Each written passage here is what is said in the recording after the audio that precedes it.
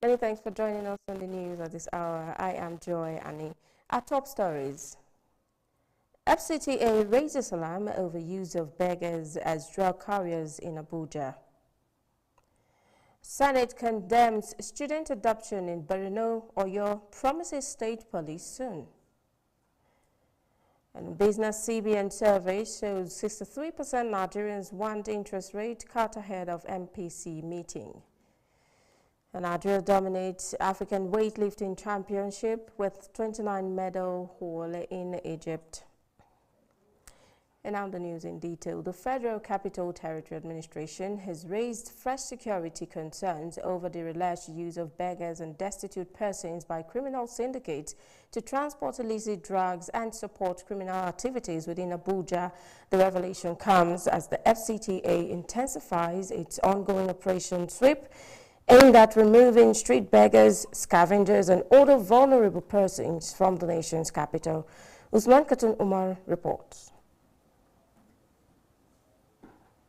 The Federal Capital Territory Administration says criminal elements are increasingly exploiting vulnerable persons, including beggars and the physically challenged, to aid illicit activities across Abuja. Secretary of the FCT Security Department's Command and Control Center, Dr. Peter Olumuji, disclosed this during the ongoing enforcement exercise tagged Operation Sweep. According to him, intelligence reports indicate that some criminal syndicates use street beggars as couriers for illicit drugs, especially during nighttime operations when they are less likely to attract suspicion. Most of these people you see that we are removing from the streets of the FCT are considered as vulnerable people in the society. But the sad thing is that as vulnerable as they have become, they have also become a useful tool in the hands of the criminal element.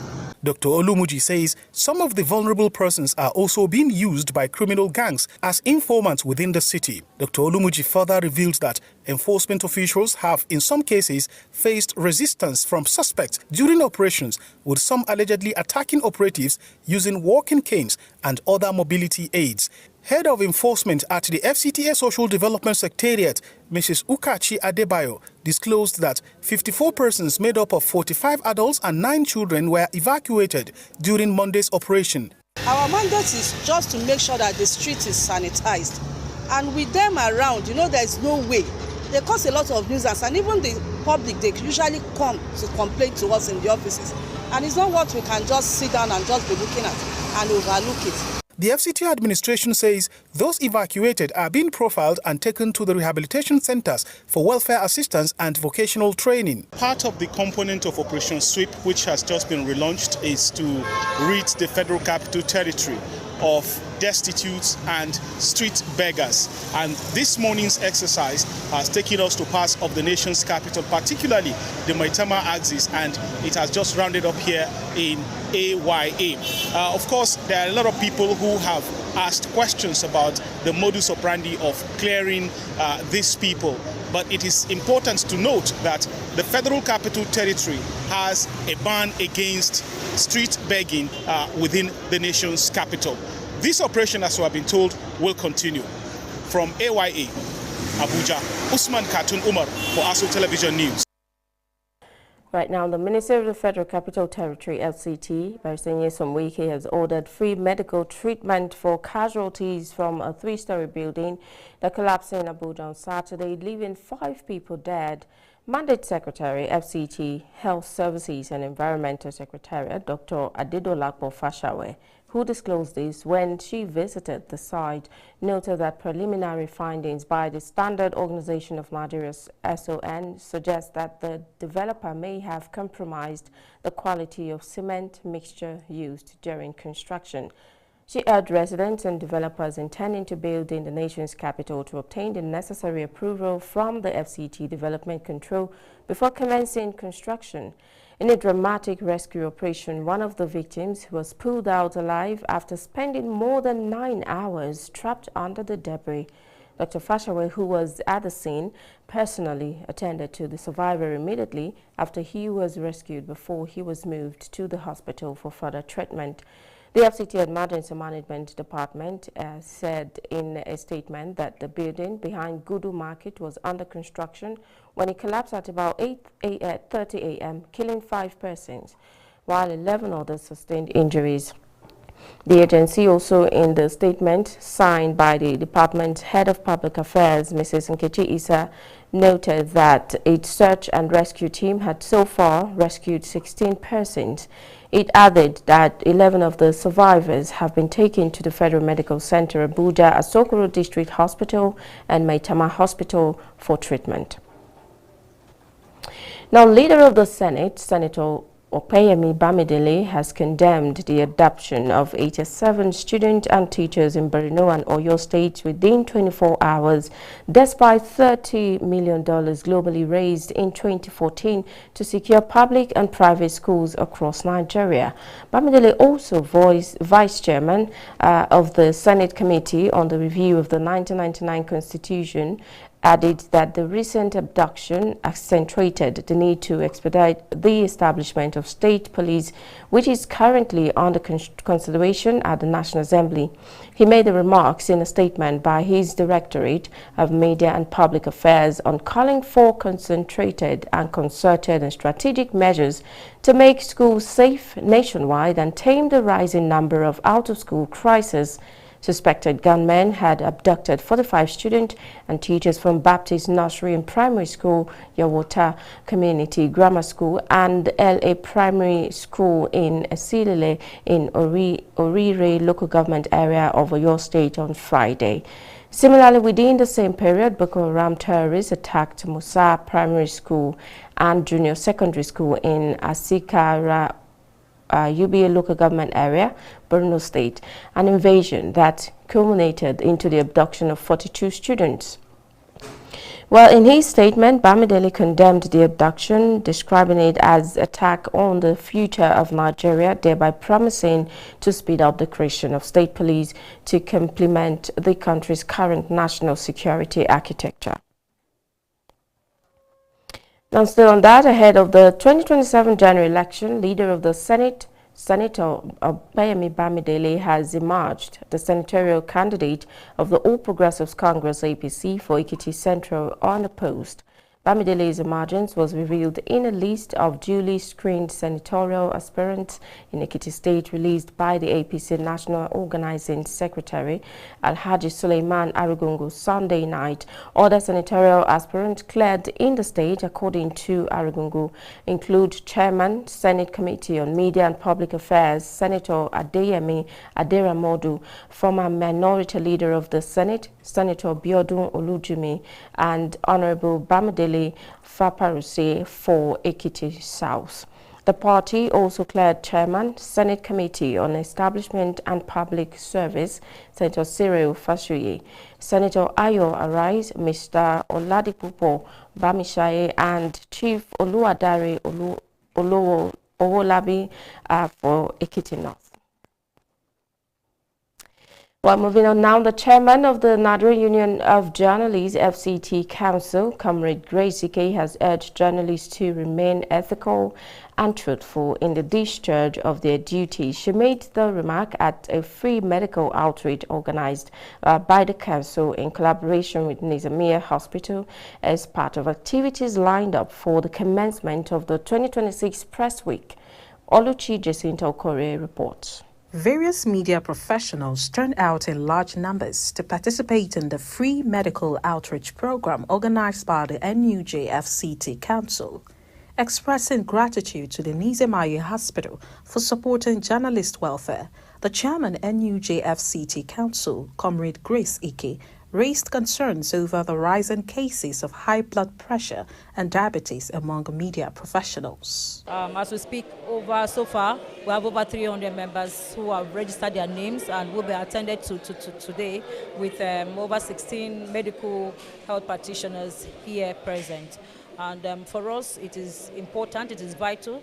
Most times we go out carrying out our duties without knowing that we have, ailments, inner ailments in us. And the most common is blood pressure and your sugar level. The Deputy Medical Director of Nizamiya Hospital, Dr. Nurulo Sadukov, stressed the need for healthy living among journalists, adding that overall well-being and routine medical checkups would enhance efficient discharge of duties.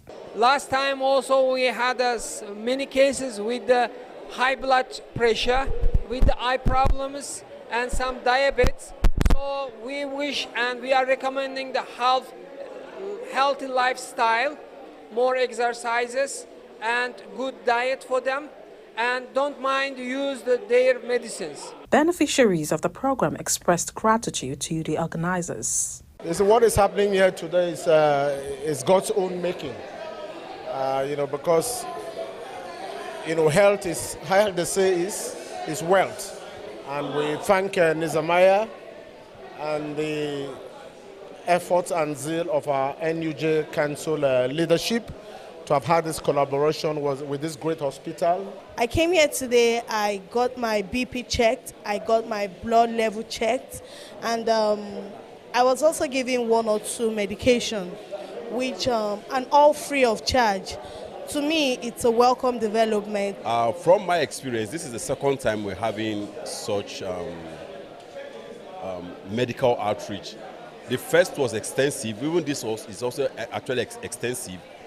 The drugs they provided, the doctors that you had to go through, the process you had to go through, it's quite commendable. Nizamiah has actually done well.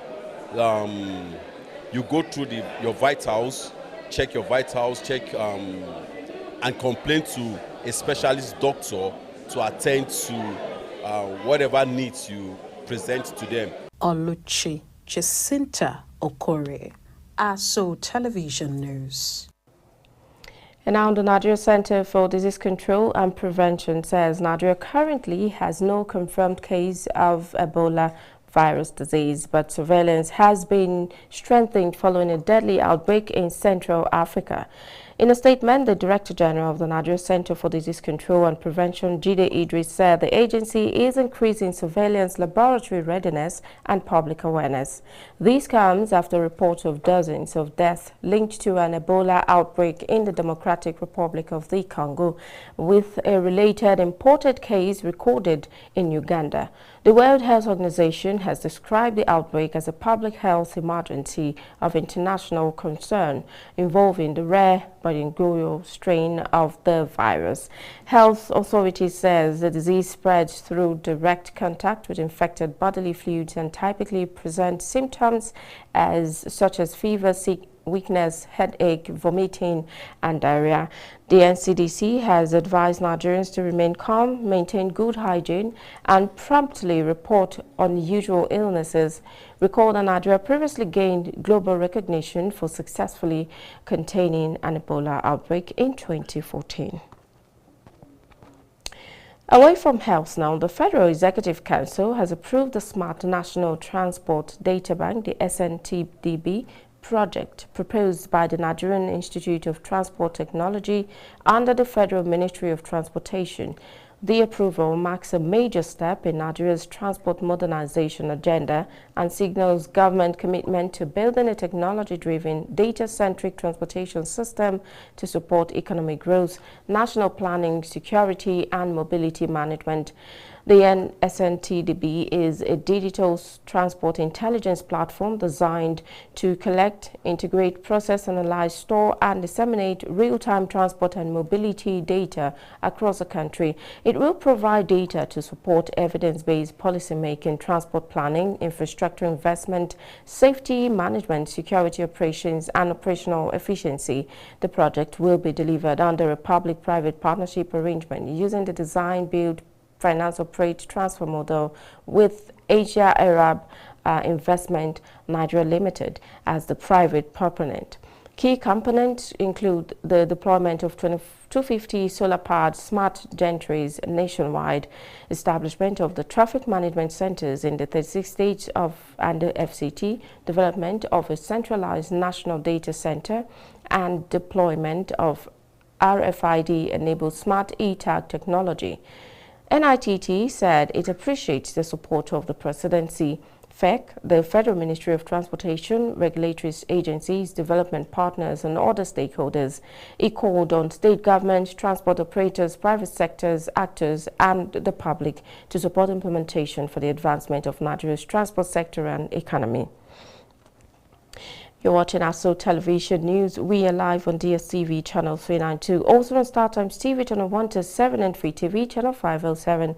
We are also on the UHF band on channel 38. Now still to come on the news.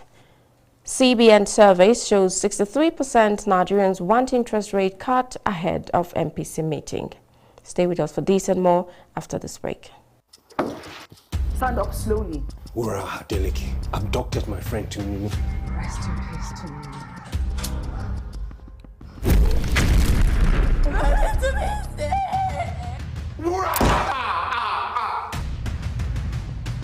Man from skin. I will break this for head. Talk now. The patient is having intraoperative seizure. Mommy. I'm sorry, but she's gone. To Koinsola Adeleke, the new CEO, Frontline Gold Line.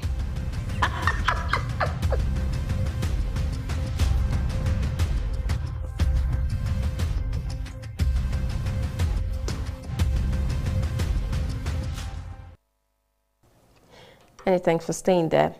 Now the All Progressives Congress, APC, has disqualified 47 senatorial aspirants from participating in the party's primary election ahead of the 2027 general elections. This was announced by the National Publicity Secretary, Felix Morka, which reads that the affected aspirants failed to secure clearance in line with the APC's established procedures and guidelines for the conduct of the primaries.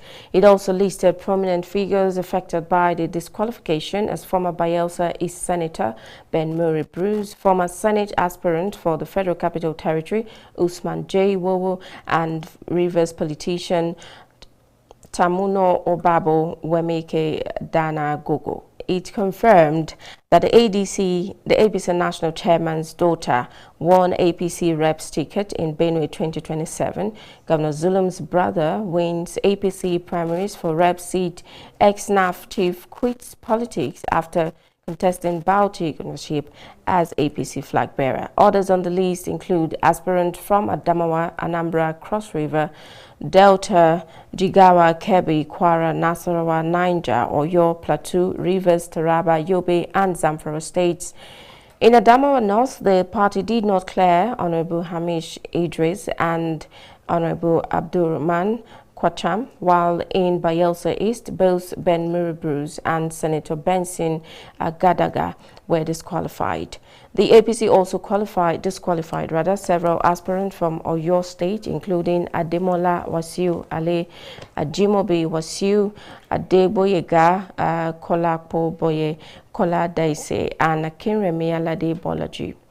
In River State, Oyu Kaye Flag Amatri and others. Moving on now, the winner of the just concluded Abuja South House of Representatives primary election and chairman of Kwali Area Council, Mr. Danladi Chia, has called on other aspirants to join hands with him in building the All Progressives Congress, APC, and the Abuja South Federal Constituency. Mr. Chia stated this while speaking to newsmen shortly after he was declared winner of the primary election. Correspondent Abdullahi Mukhtar reports. The chairman of the FCT APC House of Representatives Primary Election Committee, Dr. Gogan Barnes, said Mr. Danladi Chia polled a total of 14,639 votes to defeat other contestants and emerge as the flag bearer of the All Progressive Congress APC for the Abuja South Federal Constituency ahead of the 2027 general elections. Reacting to his victory, Mr. Danladi Chia appreciated God for the success and recalled his developmental strides as chairman of Kwali Area Council, describing the primary election as an in-house affair among party members. We should be able to accept whatever the party have taken a decision. For me, if I was not declared the winner today or yesterday, I would take it with good faith because God said that is not yet my time. But you have seen clearly the show of love among these 4 area council is overwhelming that you don't have to change the decision of God. It was overwhelming and God has followed it up and then declare me as a winner. So I'm calling on all of us, those who have lost, we have not lost. We are all winners. The APC Abuja South flag bearer and FCT chairman of the Association of Local Government of Nigeria, ALGON, also appreciated President Bola Ahmed Tinubu for appointing Barrister Nyesom Wike as Minister of the Federal Capital Territory, describing him as a father to all in the territory. I want to thank the Honorable Minister of FCT, Barrister Nyesom Wike, for being a father to all of us in FCT. We should appreciate him and be praying for that man so that man can succeed in life. He's a very straightforward person and a very sincere person. We have never gotten a minister that has the love of the FCT people at heart like Mr. Wike. So I want to commend him and then commend him for being a father to all of us in FCT and Nigeria at large. Also speaking on the outcome of the primaries, the Etu Kwali Luka Ayedun III described Chia's victory as a victory for the entire people of Abuja South. A candidate has emerged. He did not emerge for Kwali. He emerged for Abuja South. The recruitment was done yesterday at party level, and at the general election, we're expecting the residents and indigents to go out and validate this recruitment that has begun already. The APC primary election will continue today, Monday, with the senatorial primaries to pick the party's candidate for the long senatorial seat of the Federal Capital Territory ahead of the 2027 general elections. Abdullahi Mukhtar, ASO Television News. Mr. Stephen Ahmed Gwamna has emerged as the sole candidate of the People's Democratic Party, PDP, for the Abuja South Federal Constituency ahead of the 2027 general elections. Mr. Gwamna was declared winner after a voice vote conducted by the chairman of the Abuja South PDP electoral panel, Honorable Usman Suleiman, in Kwali Area Council. Correspondent Abdullahi Mukhtar is still here for the story.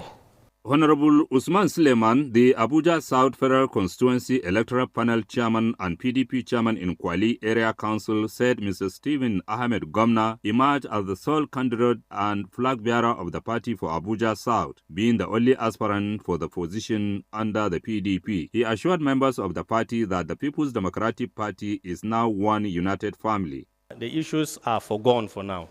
Going by the days that we have a very lingering crisis before the Supreme Court judgment. But you can see yourself today, the INEC representative cut across the stratas, I think the state, the national, and the local level, we are all present in the exercise. So we feel the party have come to stay, and by God's grace, we shall pursue the exercise successfully. Speaking after his declaration as the party's sole candidate for Abuja South, Mr. Stephen Ahmed Gwamna appreciated the people of Abuja South and the party for the confidence reposed in him, promising to be a good ambassador of the party if elected. I will not put you people in shame. I will try my best to work so that we will carry this movement together. We will make the Abuja South PDP party to rise again by God's grace. The FCT PDP, as disclosed by its state chairman Alhaji Ismaila Yanche, also conducted its primary election in Abuja North, where Honorable Dogara Jacob Ahmed emerged as the flag bearer of the party for the Amagbari Federal Constituency. Abdullahi Mukhtar, ASO Television News. Still on politics, the 2027 governorship aspirant Nasarawa State, Professor Muhammad Sani Aruna, has promised to continue with the infrastructural development of Governor Abdullahi Sule if given the mandate. Professor Muhammad Sani made this known during a mega rally that took place at Akwangwa, Nasarawa State. Topsy Gimba has the details. Professor Mohamed Sani Haruna told his supporters to remain committed to his political ideals. He said he has never failed his people, even when he was serving as a chief executive officer of Naseni and promised to use the state resources for the development of the state. He urged his supporters not to be deceived by any politician and to ensure they come out in mass and thus they queue behind him for the continuity of Governor Sule-led administration. At the forefront of their main economic activities, even in the olden days, any nation that is superior in science, technology, and innovation leads the world. Even though they are not fought today by the number of men, but is the number of technology and know-how that you have. We have demonstrated that we can bring smart agriculture, smart mining technology and processing in this state for the benefit of and love for each other. Because God Almighty that created us, if He so wish, we will all have speak the same language, belong to the same tribe, the same dialect, and profess the same religion. Thousands and thousands of supporters filed into the ground of the mega rally, dancing and expressing excitement as a new Messiah in the state is about to emerge, Professor Mohammed Sani Haruna. Topsy Gimba reporting for ASO Television News.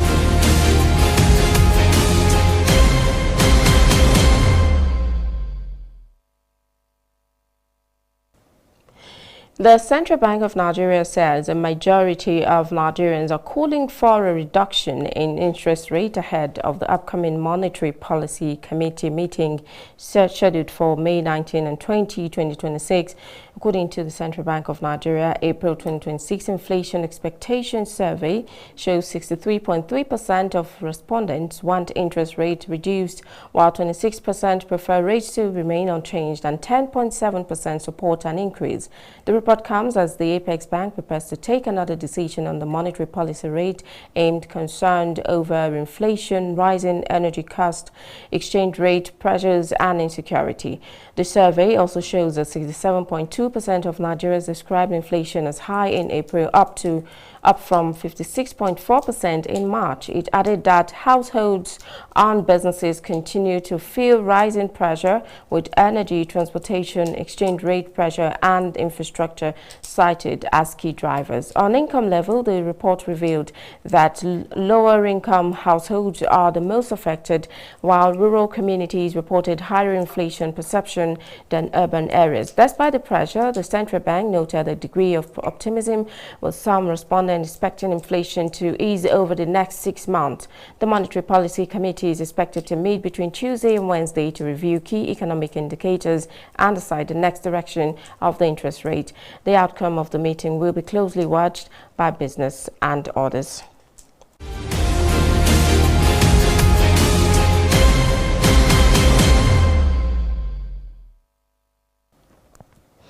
Now, Nigeria's weightlifting team has ended its campaign at the 2026 Africa Senior Weightlifting Championships in Egypt with an impressive medal haul. The championships, which is run from May 10 to 17 in Ismaila, Egypt, saw Team Nigeria win a total of 29 medals, reinforcing its dominance in African weightlifting. The team, made up of 10 athletes and 3 officials, returned home with 14 gold, 13 silver and 2 bronze medals. Late addition came from Mary Osijo, who won 3 silver medals in the women's 79 kg category, and Lucky Joseph, who picked up 2 bronze medals in the men 110 kg division. Standout performer Rafiatu Folashade Lawal also secured 3 gold medals in the women's 58 kg category, lifting a total of 215 kg. Meanwhile, Nigeria's female weightlifter finished 3rd overall on the continent standing, contributing significantly to the medal tally. The team is expected back today in Nigeria, as officials say the performance reflects Nigeria's continued strength in weightlifting across the continent.